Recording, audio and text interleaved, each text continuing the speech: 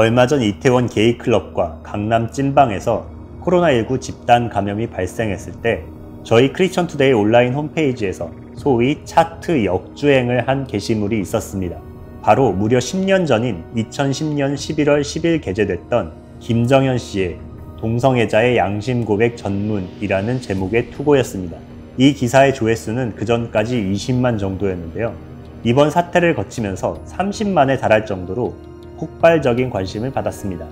게이클럽과 찐방 등 동성애자들의 성문화에 대해 적나라하면서도 생생하게 조명해줬기 때문입니다.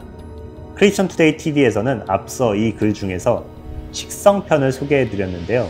오늘은 떼짜와 맞짜편, 그리고 동성애, 식성의 원인편을 소개해드리겠습니다. 다음은 김정현 씨의 이야기입니다. 떼짜와 맞짜. 떼짜는 성관계에서 남성 역할을 하는 동성애자이고 반대로 맞짜는 여성 역할을 합니다. 그런데 거의 일반 남성과 다름없는 남성성을 보여야 떼짜로 인정하지, 여성성이 다분하면 맞짜들은 콧방귀 끼며 그런 떼짜와 성관계 갖는 것은 상상만 해도 불쾌하다고 말합니다. 또한 맞짜들도 자존심 때문에 맞짜라고 말하기보다 대부분 올, 즉 떼짜와 맞짜 둘 다 가능한 것으로 표현합니다. 하지만 그의 평소 행동을 살펴보면 올마, 즉 완전한 맞짜인지 아닌지는 금방 알 수 있습니다.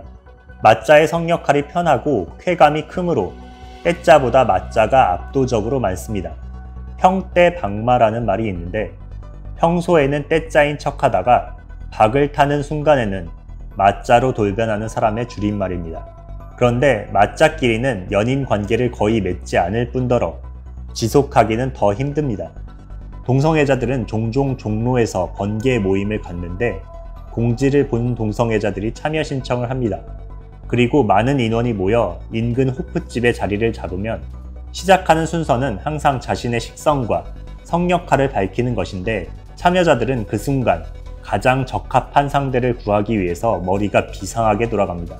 이렇듯 식성과 더불어 떼짜와 맞짜는 동성애자를 묶는 강한 굴레입니다. 서로 식성이 통해야 성관계를 나누고 애정을 형성할 수 있겠지만 성역할도 맞아야 합니다.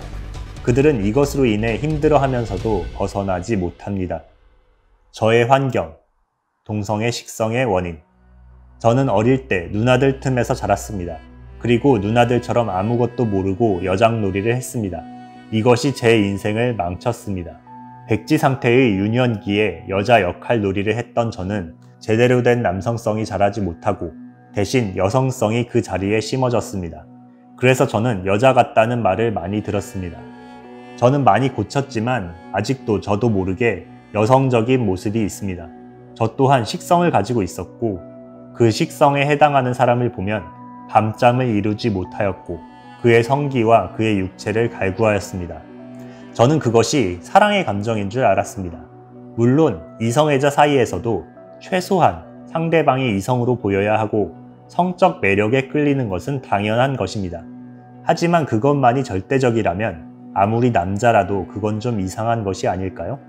더구나 그것이 일부러 의도한 것이 아니라 자신도 모르게 거기에 중독되어 있는 것이라면 그것에서 벗어나기 위해 치료를 받아야 할 것입니다.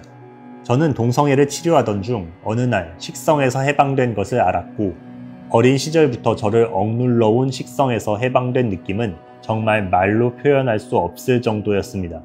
식성이 없어지고 남자가 나와 같은 개체임을 알게 된 시점부터 동성애는 급격히 떨어졌습니다. 자석이 같은 극끼리는 밀어내듯이 남자가 아무리 매력적이더라도 나와 같은 개체, 그도 남자, 나도 남자임을 새삼 식성을 벗어난 시각에서 보게 되자 더 이상 남자를 통해 나의 훼손된 남성성을 갈구하지 않게 되었습니다. 제가 만나본 많은 동성애자들이 저처럼 어릴 때 남성성을 제대로 채우지 못하는 환경에서 자랐고 저처럼 여성성이 채워진 동성애자는 행동도 여성적입니다.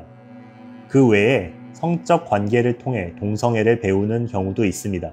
실제로 어떤 동성애자 A는 동네 사우나 수면실에서 자는 동안 옆에 누운 남자가 성기를 만지는데 거부하려다 음욕을 풀자는 생각으로 그냥 두었습니다. 그런데 집에 가서도 그것이 자꾸 생각나 다시 그 사우나를 찾았는데 다시 그 남자를 만나 수면실에서 은밀히 몸을 허락하였습니다. 자신을 만진 남자는 중년 아저씨였는데 이 일로 A는 식성이 중년으로 고착화되어 동성애자 세계에 들어오게 되었습니다. 제가 잘 아는 B형은 정상적이었으며 결혼도 하고 애정관계도 무척 좋았습니다. 그런데 이 형이 가끔 야동을 보곤 했는데 좀 더 색다른 것을 찾다가 게이 포르노를 보게 되었습니다. 그 형은 그것을 보며 자위 행위를 하였고 점점 동성애적 섹스에 몰입하게 되었습니다. 결국 동성애자 세계에 발을 디디게 되었고 부인과 이혼하고 게이바에서 만난 남동생을 애인으로 둘 만큼 그는 동성애가 주는 자극에서 벗어나지 못하게 되었습니다. 그의 식성은 귀여운 느낌을 주는 연하의 남자였습니다. 저에게 상담을 해온 대학생 C는 고등학생 때 집에서 부모님이 PC 음란 사이트를 막아놓아 볼 수 있는 것이 게이 사이트밖에 없었습니다. 그 이전에 그는 한 번도 동성애에 대해 생각하지 않던 평범한 학생이었는데 게이 포르노를 보다가 그만 아주 짧은 시간 내에 동성애의 자극에 크게 휘둘려 버렸습니다. 그는 동성애자 세계에 있으면서도 이성애자였던 과거의 자신을 그리워하였습니다. 그 학생은 자신을 정상이라고 원래부터 동성애자였다고 포장하지 않았습니다. 이런 동성애가 정상입니까? 수면실에서 중년에게 동성 체험을 하고 중년만 찾아다니는 동성애자가 과연 정상입니까? 제가 식성을 벗어나고 이성애자들의 사랑의 방식을 깨닫기 시작하였을 때 좀 힘들었습니다. 그동안처럼 식성을 통한 관계가 아니라 진실로 마음을 나누는 방식이었기 때문이었습니다. 하지만 시간이 걸리더라도 그렇게 나아가고 마음을 열고 애정을 갖게 되는 것이 바로 사랑 아니겠습니까? 동성애자의 사랑은 결코 정상적인 것이 아닙니다. 동성애자들의 애정 관계가 대부분 짧은 것은 성적 모티브가 이들 관계에 절대 비중을 차지하기 때문입니다. 육체를 탐하는 기간이 끝나고 다른 공감대가 없으면 그들은 쉽게 헤어집니다.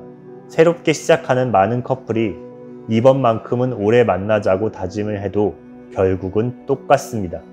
동성애자의 양심 고백, 오늘은 때짜와 맞짜, 그리고 저의 환경, 동성애 식성의 원인 편을 소개해드렸습니다. 크리스천 투데이 TV였습니다.